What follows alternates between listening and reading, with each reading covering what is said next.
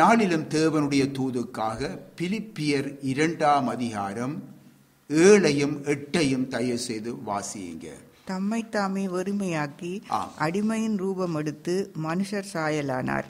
அவர் மனுஷ ரூபமாய் காணப்பட்டு மரண பரியந்தம், அதாவது சிலுவையின் மரண பரியந்தமும் கீழ்ப்படிந்தவராகி தம்மை தாமே தாழ்த்தினார். கர்த்தருக்கு மகிமை உண்டாவதாக.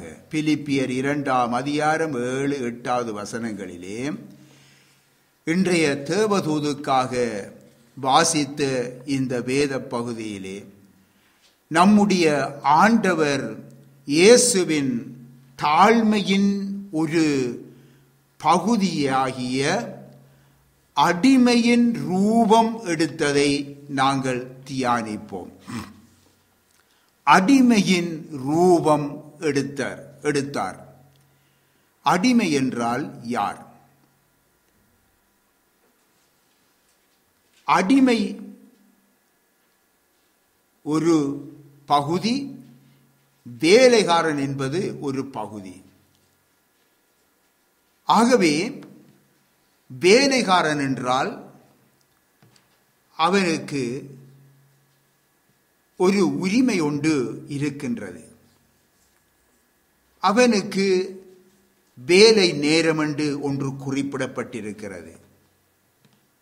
இன்னமாக சம்பளம், கூலி எல்லாம் பேசி வேலைக்கு அமர்த்துவார்கள். மட்டுமல்ல, தன்னுடைய சம்பளமோ கூலியோ போதாதென்றால் அதை அந்த எஜமானிடத்திலே கேட்கக்கூடிய உரிமை அவனுக்கு உண்டு. இது வேலைக்காரனுடைய காரியம்.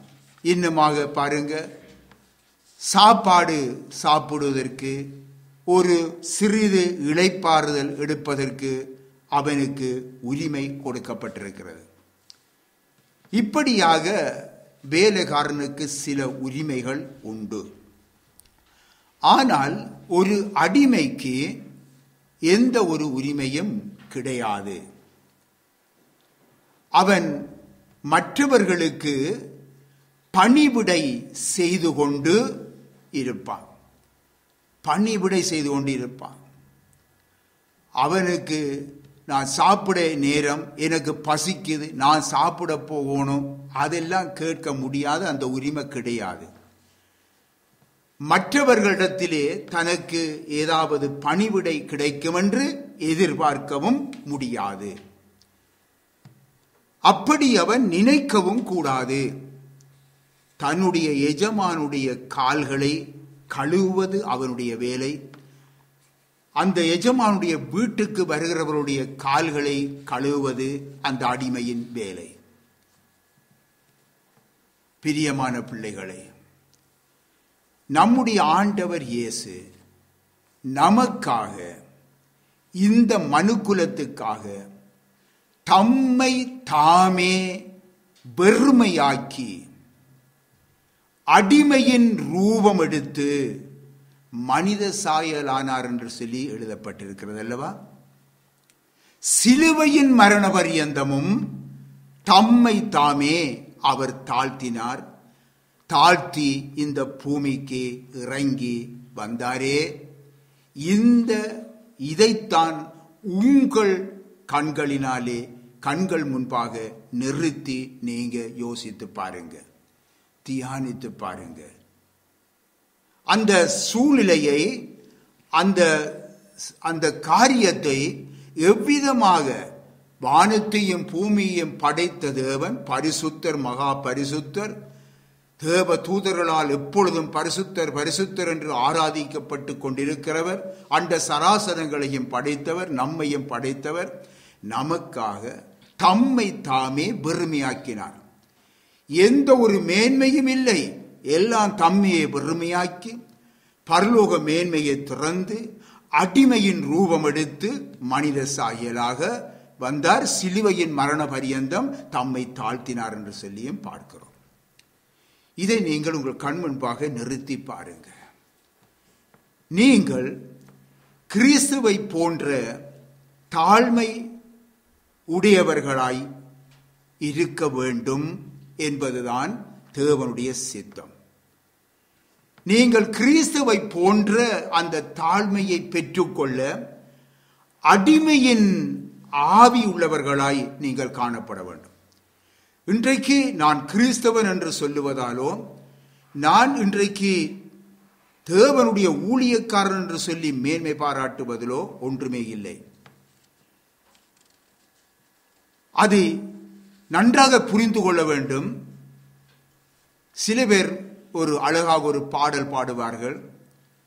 ஆண்டவரே உம் பாதம் சரணடைந்தேன், அடிமை நானையா. பாடலாம்.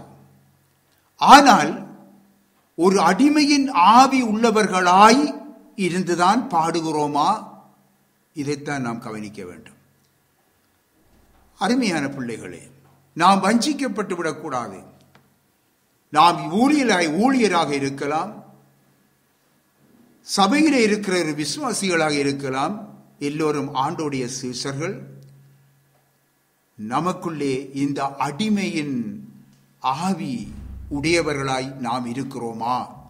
இதைத்தான் நாம் பார்க்க வேண்டும்.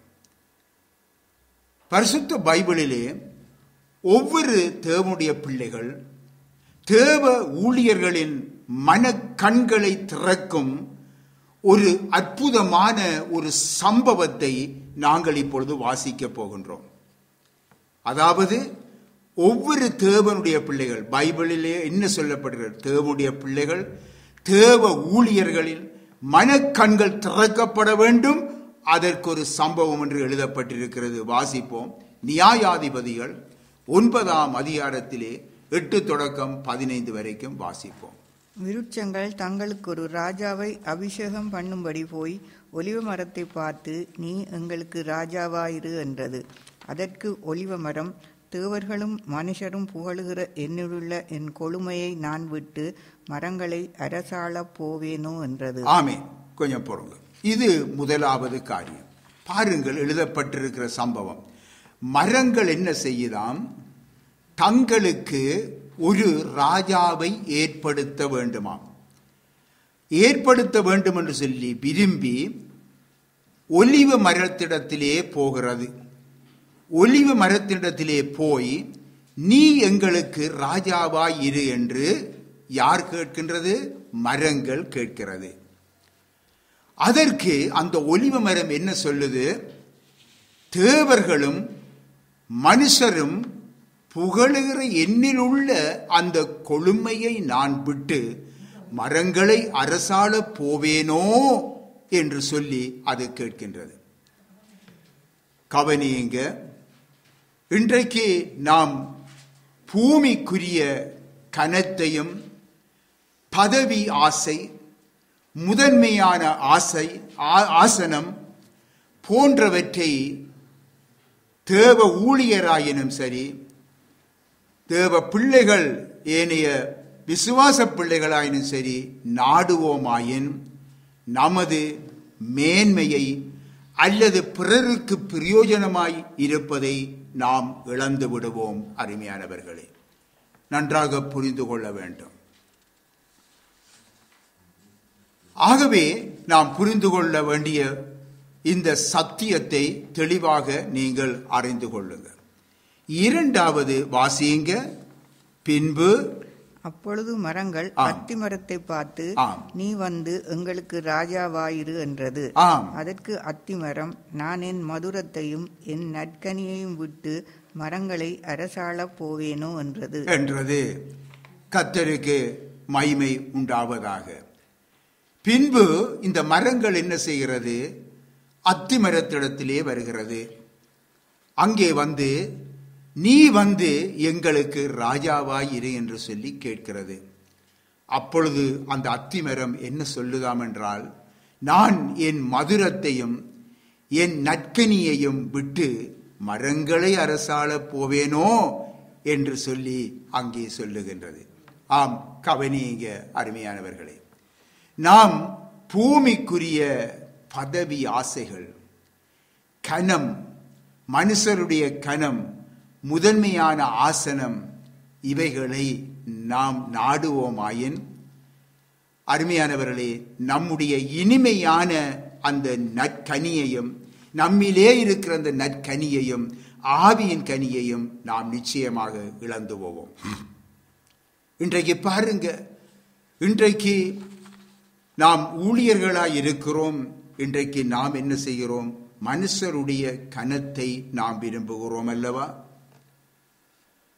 மனுஷர் நம்மை புகழ வேண்டும் என்று விரும்புகிறோம் அல்லவா? நம்மை அவர்கள் உயர்த்தி பேச வேண்டும் என்று நினைக்கிறோம் அல்லவா?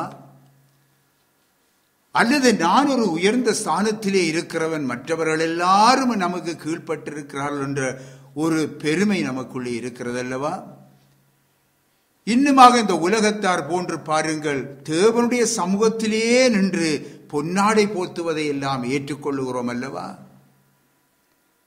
உலகமானது இந்த உலக சபைக்குள்ளே வரும்படியாக நாம் நம்மை அர்ப்பணித்து விடுகிறோம் அல்லவா? இவ்விதமாக நாம் இருப்போமாயின் நம்மிலே இருக்கின்ற தேவனால் நமக்குள்ளே உருவாக்கப்பட்ட அந்த ஆவியின் கனிகள், ஆவிக்குரிய கனிகள் அனைத்தையும் நாம் இழந்து போய்விடுவோம் என்று சொல்லி எச்சரிக்கப்படுகிறோம்.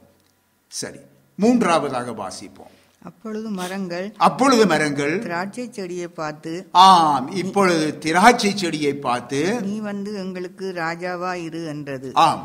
அதற்கு திராட்சை செடி, தேவர்களையும் மனுஷரையும் மகள பண்ணும் என் ரசத்தை நான் விட்டு மரங்களை அரசாள போவேனோ என்றது.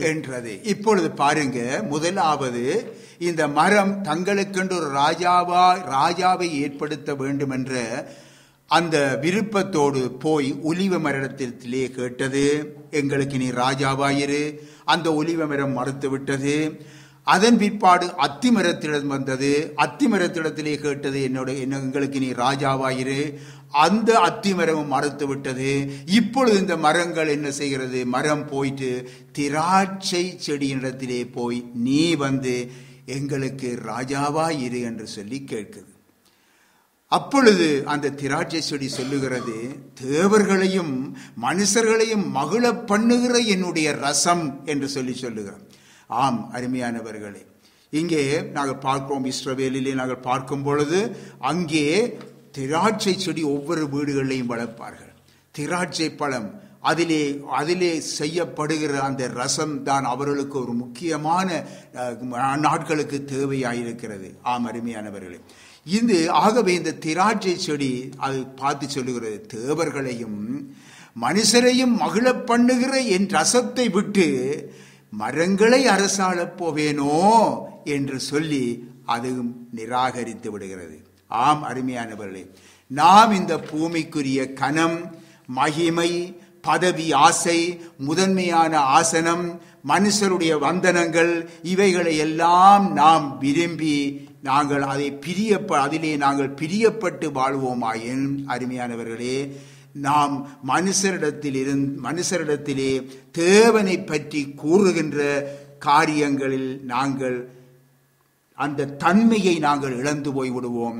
மட்டுமல்ல, தேவனை குறித்து கூறி மற்றவர்களுக்கு ஒரு சமாதானத்தையும் சந்தோஷத்தையும் உண்டாக்குகிற அந்த சந்தர்ப்பத்தையும் நாங்கள் இழந்து போய்விடுவோம் என்று சொல்லி எச்சரிக்கப்படுகிறோம்.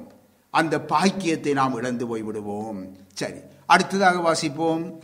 அப்பொழுது மரங்கள் எல்லாம் முச்செடியை பார்த்து, இப்பொழுது இறுதியாக இந்த மரம் இவையெல்லாம் மாட்டம் என்று சொன்னவுடனே கடைசியா என்ன செய்து முச்செடியிட்ட போகுது. முச்செடியை பார்த்து, நீ வந்து எங்களுக்கு ராஜாவாயிரு, நீ எங்களுக்கு வந்து ராஜாவாயிரு என்று கேட்கிறது. அதற்கு முச்செடியானது மரங்களை பார்த்து, நீங்கள் என்னை உங்களுக்கு ராஜாவாக அபிஷேகம் பண்ணுகிறது மெய்யானால் என் நிழலிலே வந்தடையுங்கள், இல்லாவிட்டால் முச்செடிகளிலிருந்து அக்கினி புறப்பட்டு லீபனோனின் கேதுரு மரங்களை பட்சிக்க கடவது என்றது. ஆம், கர்த்தருக்கு மகிமை உண்டாவதாக. இங்கே பாருங்கள், இங்கே எல்லாம் போய் அங்கே தோற்று போன பிற்பாடு இந்த மரம் போய் முச்செடியிடத்திலே போய் நீ எங்களுக்கு ராஜாவாயிரு என்று சொல்லி கேட்குது. அப்பொழுது அந்த முச்செடி என்ன சொல்லுது? நீங்கள் என்னை உங்களுக்கு ராஜாவாக அபிஷேகம் பண்ணுவதாக இருந்தால், அது மெய்யானதாக இருந்தால் நீங்கள் என் நிழலிலே வந்து அடையுங்கள் என்று சொல்லுகிறோம். கவனிங்க, முள்ளு செடிக்கு நிழல் இருக்குமா? இல்லை. முள்ளு செடிக்கு நிழல் இல்லை.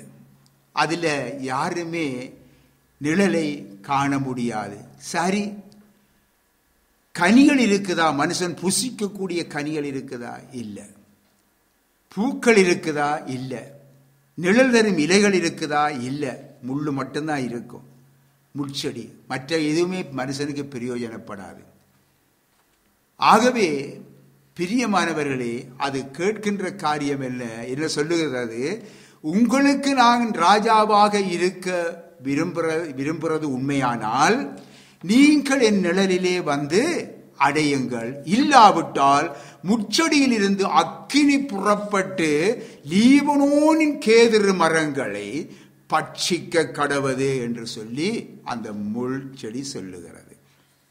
பிரியமான பிள்ளைகளே, ஒரு முச்செடியானது நிழலும் கொடுக்காது, அதில் எந்த விதமான பிரயோஜனமும் இல்லை. கவனிங்க, இந்த உவமையானது எதை வெளிப்படுத்துகிறது?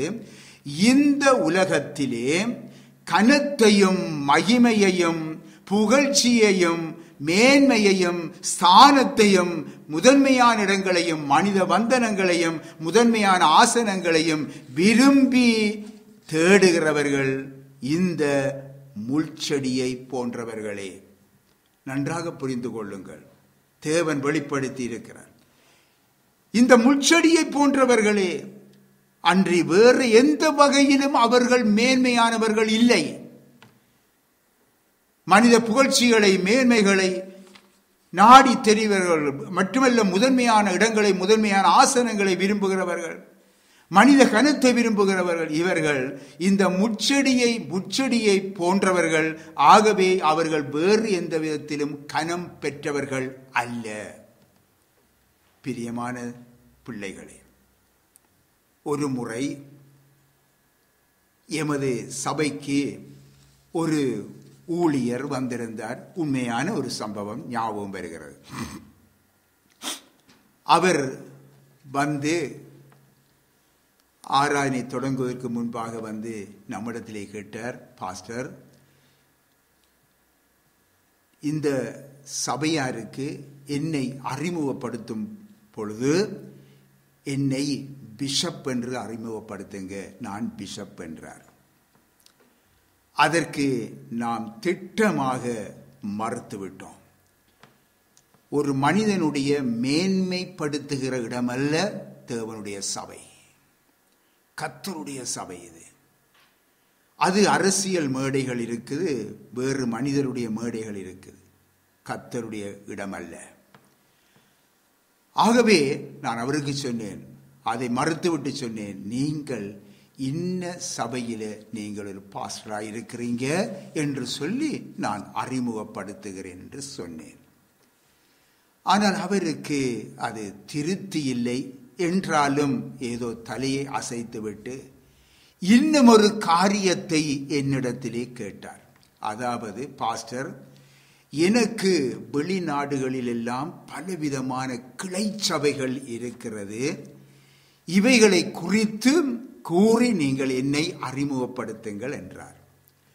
அப்பொழுது நான் அவரிடத்திலே கேட்டேன், பாஸ்டர், நீங்கள் அல்லது உங்களுடைய சபை மக்கள் யாராவது அந்த குறிப்பிட்ட நாடுகளுக்கு அவர்கள் சென்று சுவிசேஷம் அறிவிக்கப்படாத இடங்களிலே, இயேசுவை அறியாத இடங்களிலே சென்று சுவிசேஷத்தை அறிவித்து இயேசுவை குறித்து அறிவித்து உருவாக்கப்பட்டதா அந்த கிளை சபைகள் என்று கேட்டேன்.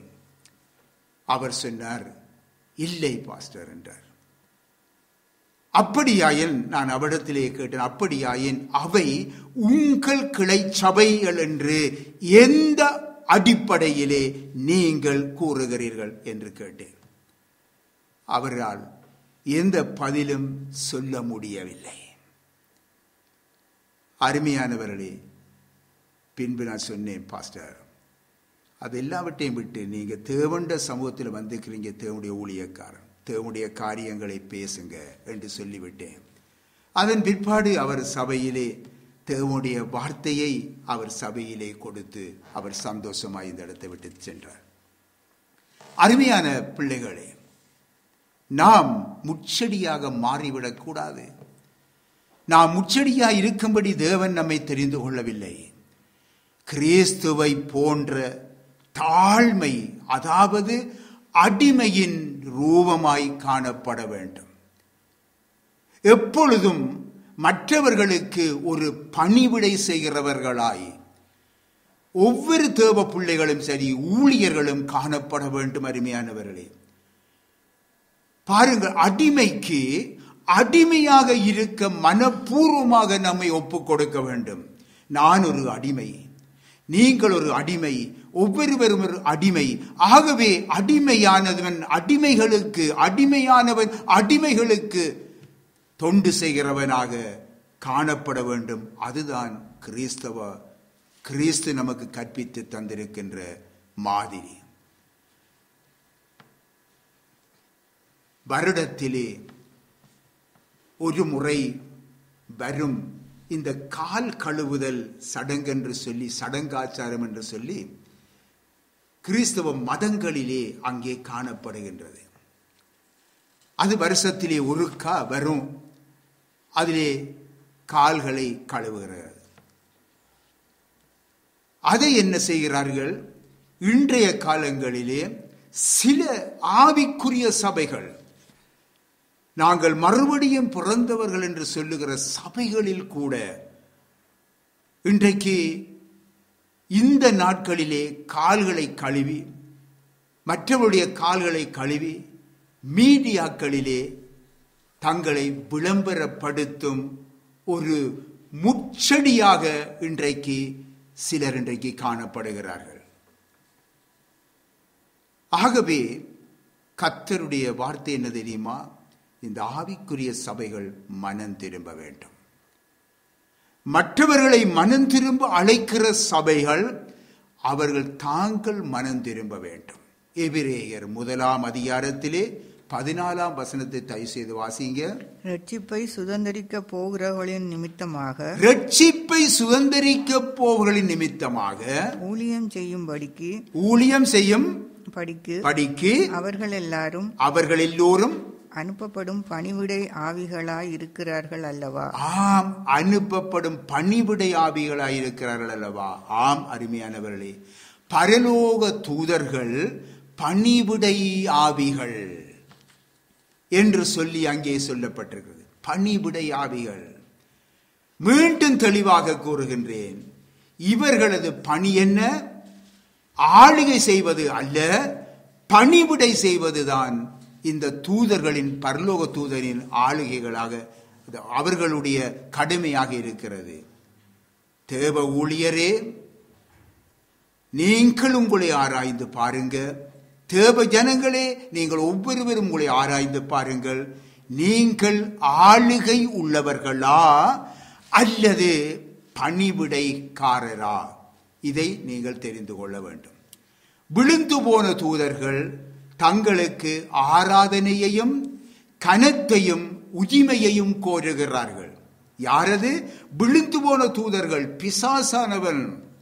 அவர்கள் தங்களுக்கு மனுஷிடத்திலே ஆராதனையை எதிர்பார்க்கிறார்கள், கனத்தை எதிர்பார்க்கிறார்கள், உரிமை கோருகிறார்கள். பாருங்கள், பிசாசானவன் கர்த்தர் இயேசுவிடத்திலே சென்று கூட தன்னை பணிந்து கொள்ளும்படி கேட்டதை நீங்கள் வேதத்திலிருந்து நீங்கள் காண்றீங்க. ஆண்டவர் இயேசுவிடத்திலே போய், நீர் என்னை பணிந்து கொள்ளும், என்னை ஒரு விசை பணிந்து கொண்டால் இந்த உலகத்தின் சகல மேன்மைகளையும் மகிமைகளையும் உமக்கு தருவேன் என்று சொல்லுகின்றார். பார்த்தீர்களா? பின் ஆகவே நீங்கள் மற்றவர்களுக்கு பணிவிடை செய்யும் ஒரு பரிசுத்த தூதனா அல்லது நீங்கள் மற்றவர்களிடத்திலே இருந்து கனத்தையும் மகிமையையும் எதிர்பார்க்கிற அல்லது உரிமை கோருகிற விழுந்து போன தூதனா? இதை ஆராய்ந்து பார்க்க வேண்டும். நீங்கள் கனிதரும் ஒரு விருட்சமா அல்லது ஒரு முச்செடியா? ஆராய்ந்து பாருங்க. நாம் எப்பொழுதும் அருமையானவர்களே பணிவிடை ஆவி உள்ளவர்களாய், அடிமைக்கு அடிமையாய் கர்த்தர் இயேசு கிறிஸ்துவினுடைய தாழ்மையை தரித்து கொண்டவர்களாய் நாம் காணப்படுவோமாக. இதற்காகவே நம்மை ஒவ்வொருவரையும் அர்ப்பணிப்போம். கர்த்தர் தாமே உங்களை ஆசீர்வதித்து வழி நடத்துவாராக. ஆமென்.